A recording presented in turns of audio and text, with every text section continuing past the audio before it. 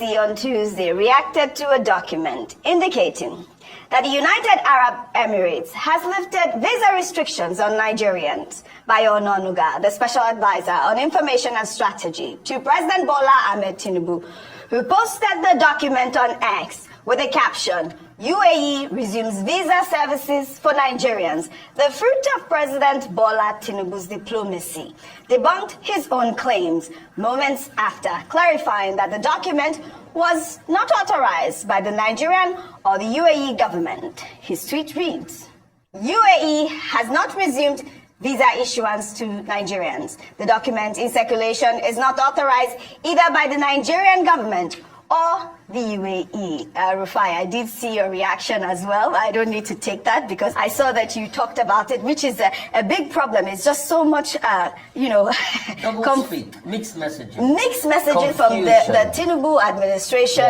lately in regards to this UAE visa ban. Because if you recall, it is the second time. And, the real problem is what is really going on? Because the UAE imposed this ban, I believe back in 2021, about COVID or something like that. But I mean, people are saying that it's not unrelated to those BASA agreements with our Nigerian airline, APC, and all of that. What is going on? We really need to know. But back to Rufai's comment in terms of, these double mixed messages. Let's take some reactions from Nigerians on social media.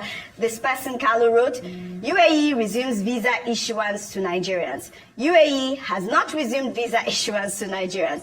What has been communicated is incompetence. Dr. Abate, I know you wanted to respond to a comment I made. Okay. There are many dimensions to the problem. The BASA agreement you were referring to, that was in 2021. 2021, when the UAE directed that all foreign airlines should not airlift Nigerians into Dubai, the United Arab Emirates. And at that time, Turkish Airlines, Ethiopian Airlines, even the Emirates stopped carrying Nigerians. Now, there were issues also about the BASA, bilateral air services agreement that you referred to, in terms of the frequency. Yes. And there was an incident, involving a Nigerian airline about, again, issues about visa. Now, in 2022, that was when they now came up with this ban, visa ban. The UAE banned 20 countries, 20 African countries. Nigeria, Ghana, Rwanda, Comoros, Rwanda, Benin, and others, 19 of them. And 20 of them. Now the excuse, then the story came up again in 2023 when President Tinubu visited the UAE. And one of the major outcomes of that visit was that, the UAE had lifted the ban. It then turned out that no visa ban had been lifted. That was in 2023. And the government at the time had to manage that. That there was no categorical thing. I think at that time, we were even looking at statements issued at the other end, that in their own readout, they didn't refer to lifting any ban. In any case, that was an embarrassing moment for government. Now in 2024, on the same subject, the same government now finds itself in a situation whereby the presidency issued a statement and said, the visa ban had been lifted. And that was found not to be true.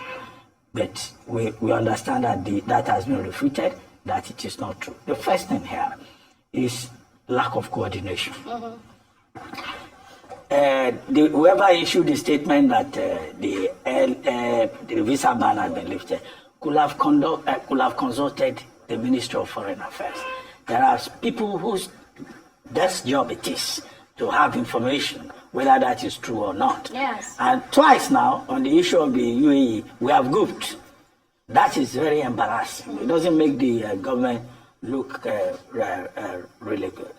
The second part of it is that there are issues that have to be resolved, which are fundamental. The UAE authorities at that time were talking about the category of visa that Nigerians were abusing. Nigerians will get a particular kind of visa, then they will get there and they will present a different kind of visa, or they will conduct themselves in a different way.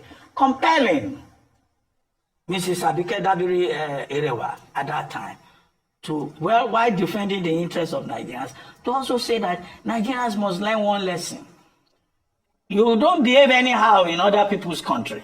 If they give you a particular visa, you follow it.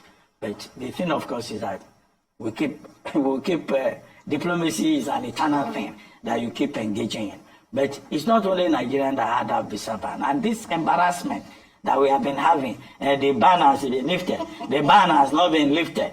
You know, the other countries that I mentioned earlier on, they don't have that kind of situation. No. And the visa is the exclusive prerogative of the receiving state, you know, to give you visa or not give you visa. And if they say these 20 African countries, they come here and they overstay, they bring attitude that you do not like, it's entirely their prerogative. And if they leave the ban, they will tell us. And we should just, you know, do things properly. That's all. I like that. Do things properly. Rufai, your comment quickly.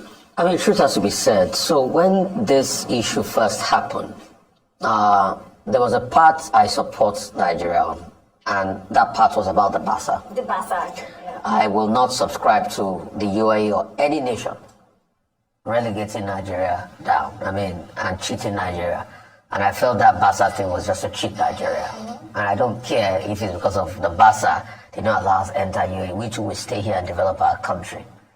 But on that BASA thing, I don't support the UAE. So that BASA thing was that, you know, they were giving 21 entry into Nigeria, 21 frequency into Nigeria. So they don't even want us, and they are not even making us land at a prominent airport. And they were taking us to Sharjah. So they were taking us to Sharjah. They were not even, we're not landing in Dubai itself. We're going to Sharjah, which is another place, and you have to taxi in. That's on that. Then the COVID situation too also happened. Yeah. You know, which was the blanket ban Dr. Bass talked about. And the last one was also the atrocities committed by some Nigerians in UAE. You remember when the UAE government was asking us to explain in detail what a cult group means. There were fights that broke out on the street by Nigerian groups and all of that. And that further heightened all of this. But the truth has to be said. Way worse off is the way the Nigerian government has handled this. It's just been a lot of lies and propaganda and smokescreen. I know they want to score a quick political win, but wait for the success to come, then announce it. Let's not be impetuous. When you are impetuous, you make mistake. And that's exactly what is happening in this case. I remember the first episode, they sold that story and the lie went on until Stephanie Busari stepped in and investigated and contacted the Dubai authorities. And the Dubai authorities debunked. And you know, that shame was public because it went out on CNN. Secondly, now this time around, a major government official put this on their page. Like Dr. Abati has talked about the verification process and all of that. To a large extent, you will have thought that but you see, I get the plan. Government, it's for government to bring out their own propaganda lies. It's for the citizens. And the media is strong. And that's why you see any government does not like a strong media. Alexander Solzhenitsyn, major Russian writer, said something profound. Solzhenitsyn. He said something very profound. He said, any writer, good writer in a country is like a government on its own. No government likes a good writer.